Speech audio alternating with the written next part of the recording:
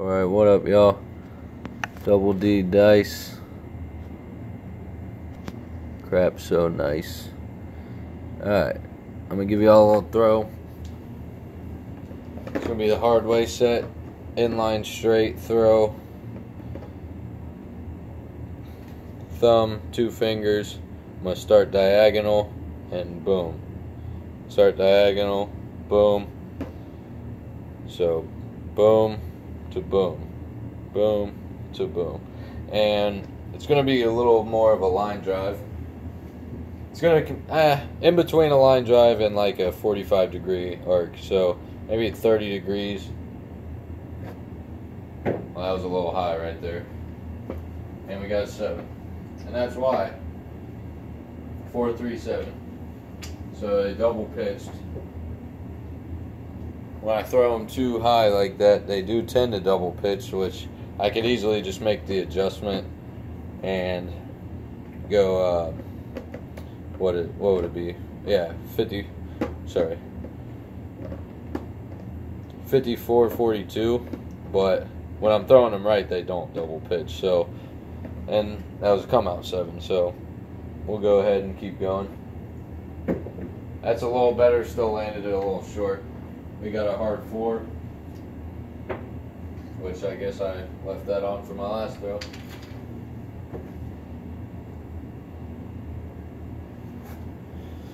Hard 4, and I mean with the Hardway set that'll work. You know what I mean? 50. Those 4s or those 2s were on the bottom, so I'm gonna turn it around to 53, 53 because one will tend to go off axis a lot. This back one will go off axis from the normal Hardway set, so I'll have a 1 pop up a lot of times. So now I can either hit the 3-1 or the hard 4 again. Threw it a little too far, we got a 12. Both went off axis. Wasn't a good throw. And I knocked that 4 over. I knocked the 4 over, or the 6 over, 2 of 4. Hard 12, what the fuck. We got box cards. There's no hard 12, they're all hard 12s. But yeah, so I'm not to like bone thrower or dangerous arm craps level yet. I've just been doing it for a couple months, but with this particular throw, I've got a couple of my throws zoning in a little bit. Got snake eyes. We just hit both ends of the spectrum there. But I'm starting to zone a couple of these throws in. And my SOR with this particular throw is around 10 to 12 right now, which, shit, that's almost double the average. You can make some serious money doubling the average, especially if I developed a strategy for 9 throws or 8 throws, which I have plenty of those in the book. We got a 5-1-6. That was a pretty good throw there. The first couple throws are a little shaky, but I'm starting to zone it in a little bit, dial it in. Back at the 53, 53. There we go, I like that. We got 6-3-9. That was my best throw on this video so far. 6-3-9. Felt good. And I'm playing on a very bouncy table. As always, I don't really take the foam out. I have closed cell foam 1/8 inch under the felt, which is what bouncy tables use. So it's pretty much as accurate as it can be. I threw that way fucking short. 6 deuce. That's like if you heard my last videos on golf shots that go wrong. This first dice started sliding down as I was throwing it, and it's like one of those, like, I know anyone that's played golf, or I mean played basketball, if you've ever had a free throw where you just feel something's off and you just can't stop it, you let it go, or I know it happens a lot more on golf shots, where you're in your backswing and you already know it's a bad shot, but you just can't stop the club. That's kind of what was happening there. I felt it slipping, but there was nothing I could do. But we escaped one there. That felt good. I'll take that. We got a 6-4-10. And I keep forgetting to go 53-53. If I was 53-53, that would have been a 3-1-4 because everything would have been the opposite. So that was that throw I was looking for. I just accidentally went 54-54 because what happened was with the 54-54, this 6 popped up, this 4 popped up, whereas if I would have had it 53-53, where that 6 popped up, where that 6 popped up would have been that 1 popping up, and where that 4 popped up would have been that 3. So that was the throw I needed. See if I can do it back to back. But yeah, if I would have done 50, I keep forgetting to fucking do so 53-53. Talking, not paying attention. Threw that too far. Like I said, I'm no fucking pro yet. We got a 5-1-6. But yeah, I'm not throwing that great right now. I don't have it dialed in as I wanted to, so probably shouldn't even be making a video, but I don't have time for redos. I'll show you the good, the bad, the ugly, and y'all know that by now. 53-53. And plus, I mean, I want to show you my journey from the days of me being a little slightly above what an average roller is to that time where I'm up to maybe bone thrower or dangerous arms level. And I know it's not coming quick. I know it's going to take its time. And that's if I ever get there. Those dudes have been doing it for years. So, and hey, we got our number, 314. Made it repeat. Threw it a little short. Covered the floor. And we're coming out. So now I'm going back to the 54-54. See if I can't spank a yo real quick. A little yo 11 right on that ass. Oh yeah, I like that. Oh, is it? Ah, 6-4-10. Almost made it happen for y'all.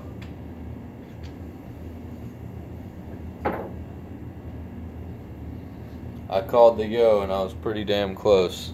If I could have got that one more twist on it, we would have been there. Drop the dice. Same dice.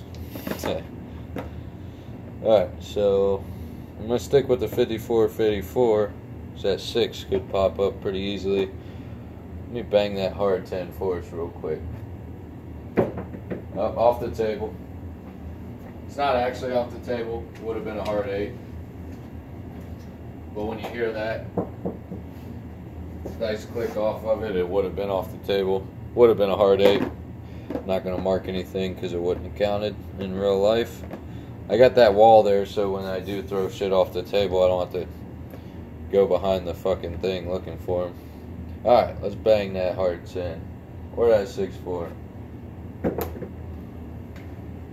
Got a hard 4. Second one.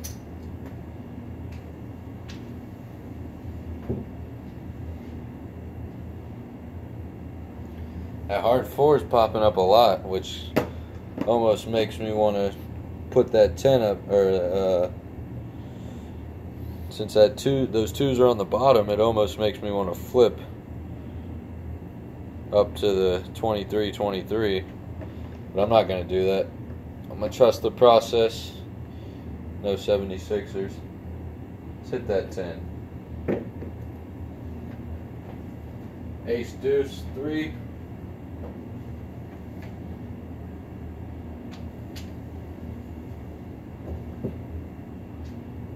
Alright, so quick little strategy moment for y'all real quick. I'm the 5 away from covering the small, right? So I would be laying the 5 right now. And the reason for that is if you watched any of my bonus video, my bonus bet video, or my when to lay video, it talked about when to lay on the 4 and 10, when to lay on the bonus bet.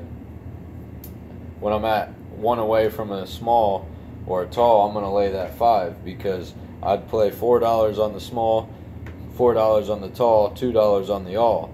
So $4 times 35 to 1 would be $140. So I got 4 to make 140. What I'd do is, it pays 2 to 3 to lay the 5. I'd play probably $40, or sorry, $39. Well, basically any increment, but I'd probably play 39. I'll take it down. I'll say, let's see, I'd play $30. Yeah, I'd play $30. I'd lay 30 on the 5, because if I don't hit the 5, if I 7 out before I hit the 5, I get paid 20, and I'd make $16 on missing out on the small. And if I do hit it, I still get paid $110.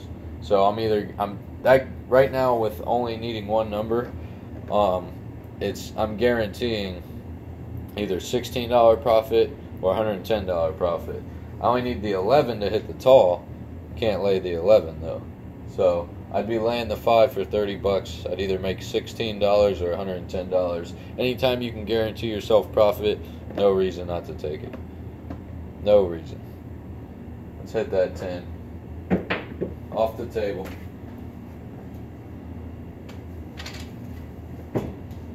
Alright. That was a bad throw. Landed it short. A little too much power on it. I like that though. Hard 8. Hitting them hard ways. Hitting them hard ways. I've hit the hard 8 now, and I've hit the hard 4 twice. And backdoor little Joes. Alright, let's go. 2 5s or 6 4 right here. Boom, 6 4. Let's go. There's 2 numbers covered.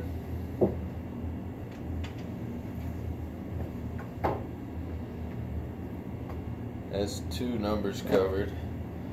Coming back out. Well, hey, I've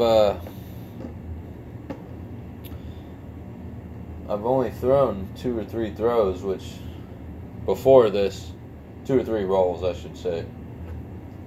Guess I just needed the camera to ball out. My first 2 weren't that great. Got a 3-1-4 again. I'm liking that 4. Apparently, I've covered the 4 once and the 10 once. So we would have been making some bank on the odds, staying on those outside numbers. So now I'm going to go 53-53 again. It's worked for me the first time. But yeah, my first couple 2 or 3 throws was just right around the average. I usually like to, before I go to the casino, I'm always going to practice down the basement, see what throw I'm throwing best for the day. But I threw a couple right before I got on this video, and they were nothing special. I think I had a 5, an 8, and a 7, or 5 and 7, 9, something like that. We got a 3, 2, 5, and boom, there's the small. So we would have lost our $30, but we would have just got paid $140. So we would have just made $110 profit just on that bet. Well, those 2 bets combined into one. Not counting the 4 and 10 covered, which would have been 2 to 1 odds, plus all the random numbers in the middle getting hit. Now we're only an 11 away from the tall / all. So let's hit that yo. Let's hit the yo or the 4. Off the table.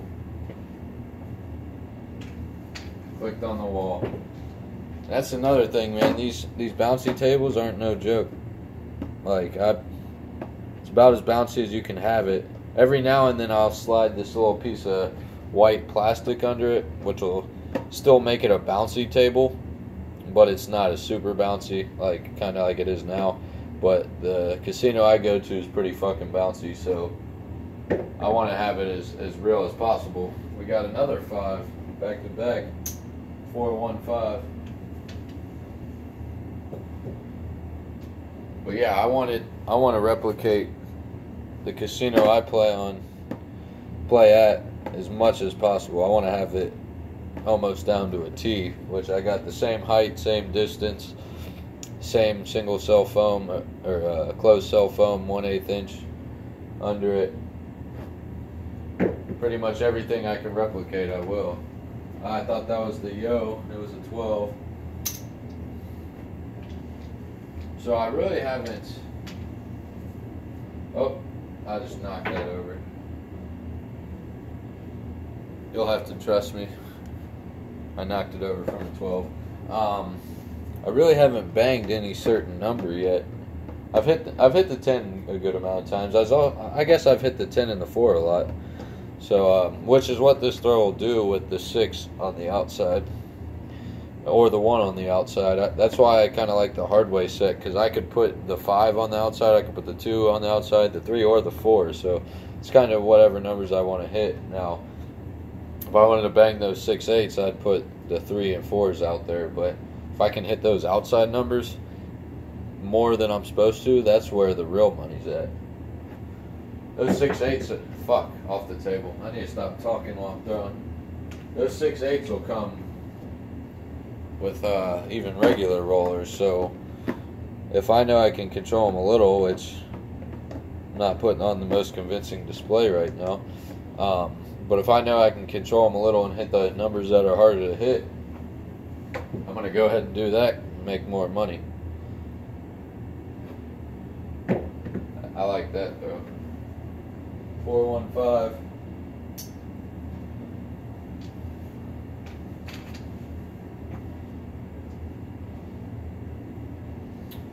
I'm sure you saw it. But that, here, I'm gonna move you guys up too. But that one had a nice little hit. One of them had a little backspin. It was pretty soft though. It wasn't anything to be afraid of. Alright, so I'll show you how they're reacting when they're hitting the table now. Oh, I keep doing the 54-54. Keep fucking forgetting. I'm back on the 53-53. A little long. Hey, there's that Yo though. That's the all, baby. The tall and the all. Which would have been another 140 plus plus 134 times 2 is 278. So we would have just got $628 right there, I believe. Total, that is. Right? Shit my math's off right now. You'll have to forgive me, I just worked 10 hours. Brain's not working at max. Brain capacity is low right now, apparently. Can't think. Off the table. Yeah, I would have been getting some shit from the dealers right now. Honestly, if I would have thrown that many off the table, I would have changed throws. I have a throw that I don't trust as much yet because I haven't practiced it as much. That takes away a lot of that bounce. But I just haven't thrown it enough, and I haven't found out the best dice set for it yet. Another Yo. Those Yos come in pairs. See ya. Oh, just knock this over. See ya. See ya, horn, better horn. That's the old saying. See if we can't bang that 4 one more time. Maybe I should have 415. Man, I've been hot on that 5 since I said I was going to lay it. Maybe I should have been recording all night. I guess I just need the camera to be on. I perform well under the lights when the pressure's on, I guess. I say that, but the last video I made was a 10 roll and an 11 roll back to back in the same video, I believe.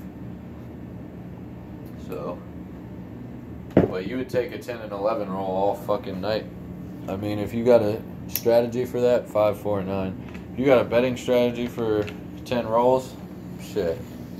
I mean, I have a lot of my betting strategies are for 5 rolls or less on random shooters, so you know I could easily use one of those or formulate, cater one to to 9 rolls all day, no problem. And there's our 7. But hey, I'm not mad about that roll.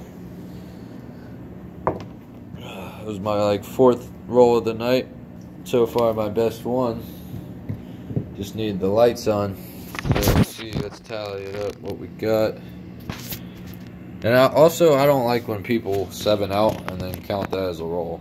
Like, I mean, I'll count my first 7 because it was a come out roll, but I'm not counting my 7 out. I lost on it. So I want to count my rolls that meant something, which not many people do, but some of the people like just to say their SOR is higher, but you're just skewing your own stats. Why cheat yourself, man?